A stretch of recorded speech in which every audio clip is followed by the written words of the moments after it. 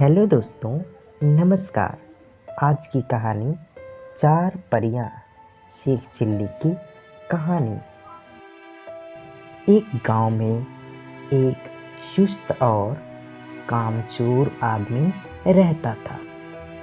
काम धाम तो वह कोई करता न था। हाँ, बातें बनाने में बड़ा माहिर था। इसलिए लोग उसे शेख चिल्ली कहकर पुकारते थे। शेख चिल्ली के घर की हालत इतनी खराब थी कि महीने में 20 दिन चूल्हा नहीं जल पाता था। शेख चिल्ली की बेवकूफ़ी और सुस्ती की सजा उसकी बीवी को भी भुगतनी पड़ती और भूखे रहना पड़ता। एक दिन शेख चिल्ली की बीवी को बड़ा गुस्सा आया। वह बहुत बिगड़ी और कहा, अब मैं तुम्हारी कोई भी बात नहीं सुनना चाहती। चाहे जो कुछ करो, लेकिन मुझे तो पैसा चाहिए। जब तक तुम कोई कमाई करके नहीं लाओगे, मैं घर में नहीं घुसने दूंगी। यह कहकर बीवी ने शेख चिल्ली को नौकरी की खोज में जाने को मजबूर कर दिया। साथ में रास्ते के लिए 4 रूखी सूखी रोटियां भी बांध दी। साग सालन कोई था ही नहीं, देती कहाँ से। इस प्रकार शेख चिल्ली को न चाहते हुए भी नौकरी की खोज में निकलना पड़ा। शेख चिल्ली सबसे पहले अपने गांव के साहूकार के यहाँ गए। सोचा कि शायद साहूकार कोई छोटी मोटी नौकरी दे दे, लेकिन निराश होना पड़ा। साहूकार के कारिंदों ने ड्योढ़ी पर से ही डांट टपट कर भगा दिया। अब शेख चिल्ली के सामने कोई रास्ता नहीं था। फिर भी एक गांव से दूसरे गांव तक दिन भर भटकते रहे। घर लौट नहीं सकते थे, क्योंकि बीवी ने सख्त हिदायत दे रखी थी कि जब तक नौकरी न मिल जाए, घर में पैर ना रखना। दिन भर चलते चलते जब शेख चिल्ली थक कर चूर हो गए, तो सोचा कि कुछ देर सुस्ता लिया जाए। भूख भी जोरों की लगी थी, इसलिए खाना खाने की बात भी उनके मन में थी। तभी कुछ दूर पर एक कुआं दिखाई दिया। शेख चिल्ली को हिम्मत बंधी और उसी की ओर बढ़ चले। कुएं के चबूतरे पर बैठकर शेख चिल्ली ने बीवी की दी हुई रोटियों की पोटली खोली। उसमें 4 रूखी सूखी रोटियां थी।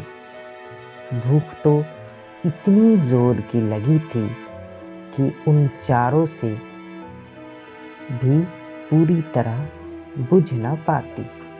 लेकिन समस्या यह भी थी कि अगर चारों रोटियां आज ही खा डाली जाए, तो कल परसों या उससे अगले दिन क्या करूँगा, क्योंकि नौकरी खोजे बिना घर घुसना नामुमकिन था।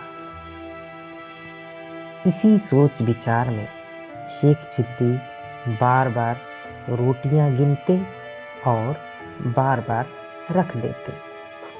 समझ में नहीं आता था कि क्या किया जाए। जब शेख चिल्ली ने से अपने आप कोई फैसला न हो पाया तो कुएं के देव की मदद लेनी चाहिए। वह हाथ जोड़कर खड़े हो गए और बोले, हे बाबा, अब तुम ही हमें आगे रास्ता दिखाओ। दिन भर कुछ भी नहीं खाया है। भूख तो इतनी लगी है कि चारों को खा जाने के बाद भी शायद ही मिट पाए। लेकिन अगर चारों को खा लेता हूँ तो आगे क्या करूँगा? मुझे अभी कई दिनों यहीं आसपास भटकना है। इसलिए हे कुआं बाबा, अब तुम ही बताओ कि मैं क्या करूं? एक खाऊं, दो खाऊं, तीन खाऊं या चारों खा जाऊं? लेकिन कुएं की ओर से कोई जवाब नहीं मिला। वह बोल तो सकता नहीं था, इसलिए कैसे जवाब देता? उस कुएं के अंदर 4 परियां रहती थी। उन्होंने जब शेख चिल्ली की बात सुनी तो सोचा कि कोई दानव आया है जो उन्हीं चारों को खाने की बात सोच रहा है। इसलिए तय किया कि चारों को कुएं से बाहर निकालकर उस दानव की विनती करनी चाहिए ताकि वह उन्हें न खाए। यह सोचकर चारों परियां कुएं से बाहर निकलकर आई। हाथ जोड़कर वे शेख चिल्ली से बोली, हे दानवराज, आप तो बड़े बलशाली हैं। आप व्यर्थ ही हम चारों को खाने की बात सोच रहे हैं। अगर आप हमें छोड़ दें तो हम कुछ ऐसी चीजें आपको दे सकती हैं जो आपके बड़े काम आएंगी। परियों को देखकर व उनकी बातें सुनकर शेख चिल्ली हक्के बक्के रह गए। समझ में न आया कि क्या जवाब दे। लेकिन परियों ने इस चुप्पी का यह मतलब निकाला कि उनकी बात मान ली गई। इसलिए उन्होंने एक कठपुतला व एक कटोरा शेख चिल्ली को देते हुए कहा, हे दानवराज, आपने हमारी बात मान ली, इसलिए हम सब आपका बहुत बहुत उपकार मानती हैं। साथ ही अपनी यह 2 तुच्छ भेंटें आपको दे रही हैं। यह कठपुतला हर समय आपकी नौकरी बजाएगा। आप जो कुछ कहेंगे करेगा। और यह कटोरा वह हर एक खाने की चीज आपके सामने पेश करेगा जो आप इससे मांगेंगे। इसके बाद परियां फिर कुएं के अंदर चली गई। इस सब से शेख चिल्ली की खुशी की सीमा न रही। उसने सोचा कि अब घर लौट चलना चाहिए, क्योंकि बीवी जब इन दोनों चीजों के कर्तव्य देखेगी तो फूली न समाएगी। लेकिन सूरज डूब चुका था और रात घिर आई थी। इसलिए शेख चिल्ली पास के एक गांव में चले गए और एक आदमी से रात भर के लिए अपने यहाँ ठहरा लेने को कहा। यह भी वादा किया कि इसके बदले में वह घर के सारे लोगों को अच्छे अच्छे पकवान व मिठाइयाँ खिलाएंगे। वह आदमी तैयार हो गया और शेख चिल्ली को अपनी बैठक में ठहरा लिया। शेख चिल्ली ने भी अपने कटोरे को निकाला और उसने अपने कर्तव्य दिखाने को कहा। बात की बात में खाने की अच्छी अच्छी चीज़ों के ढेर लग गए। जब सारे लोग खा पी चुके तो उस आदमी की घरवाली जूठे बर्तनों को लेकर नाली की ओर चली। यह देखकर शेख चिल्ली ने उसे रोक दिया और कहा कि मेरा कठपुतला बर्तन साफ कर देगा। शेख चिल्ली के कहने भर की देर थी। कठपुतले ने सारे के सारे बर्तन पल भर में निपटा डाले। शेख चिल्ली के कठपुतले और कटोरे के यह अजीबोगरीब करतब देखकर गांव के उस आदमी और उसकी बीवी के मन में लालच आ गया। शेख चिल्ली जब सो गए तो वह दोनों चुपके से उठे और शेख चिल्ली के कटोरे व कठपुतले को चुराकर उनकी जगह एक नकली कठपुतला और नकली ही कटोरा रख दिया। शेख चिल्ली को यह बात पता न चली। सवेरे उठकर उन्होंने हाथ मुंह धोया और दोनों नकली चीजें लेकर घर की ओर चल दिए। घर पहुंचकर उन्होंने बड़ी डींगे हाँकी और बीवी से कहा, भगवान, अब तुझे कभी किसी बात के लिए झिकना नहीं पड़ेगा। न घर में खाने की किसी चीज की कमी रहेगी और न ही कोई काम हमें तुम्हें करना पड़ेगा। तुम जो चीज खाना चाहोगी मेरा यह कटोरा तुम्हें खिलाएगा और जो काम करवाना चाहोगी मेरा यह कठपुतला कर डालेगा।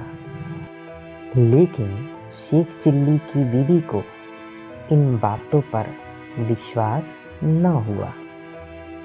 उसने कहा, तुम तो ऐसी डींगे रोज ही मारा करते हो, कुछ करके दिखाओ तो जानू। हाँ, क्यों नहीं, शेख चिल्ली ने तपाक से जवाब दिया और कटोरा व कठपुतले में अपने अपने कर्तव्य दिखाने को कहा। लेकिन वह दोनों चीजें तो नकली थीं। अतः शेख चिल्ली की बात झूठी निकली। नतीजा यह हुआ कि उनकी बीवी पहले से ज्यादा नाराज हो उठी। कहा, तुम मुझे इस तरह धोखा देने की कोशिश करते हो। जब से तुम घर से गए हो घर में चूल्हा नहीं जला है। कहीं जाकर मन लगाकर काम करो तो कुछ तनख्वाह मिले और हम दोनों को 2 जून खाना नसीब हो। इन जादुई चीजों से कुछ नहीं होने का।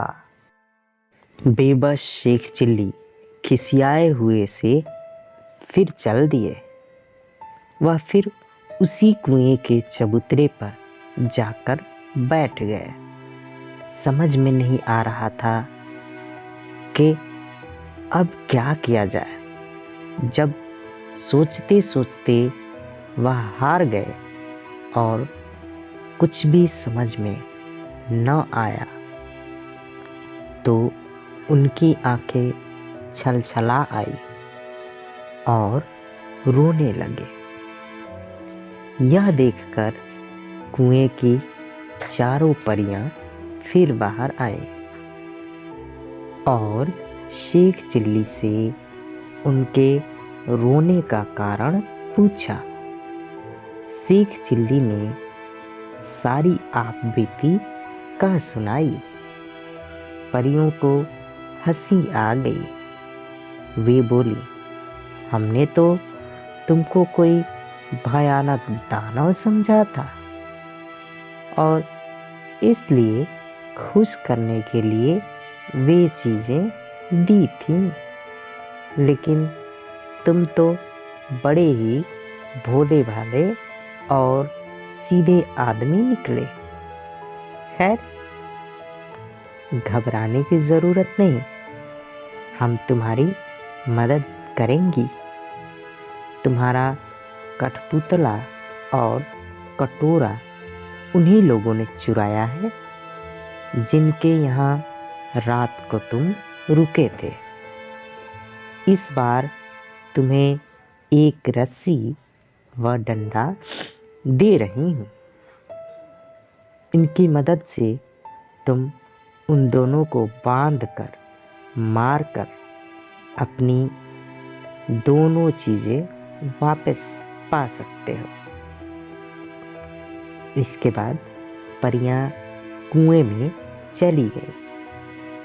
जादुई रस्सी डंडा लेकर शेख चिल्ली फिर उसी आदमी के यहाँ पहुंचे और कहा, इस बार मैं तुम्हें कुछ और नए करतब दिखाऊंगा।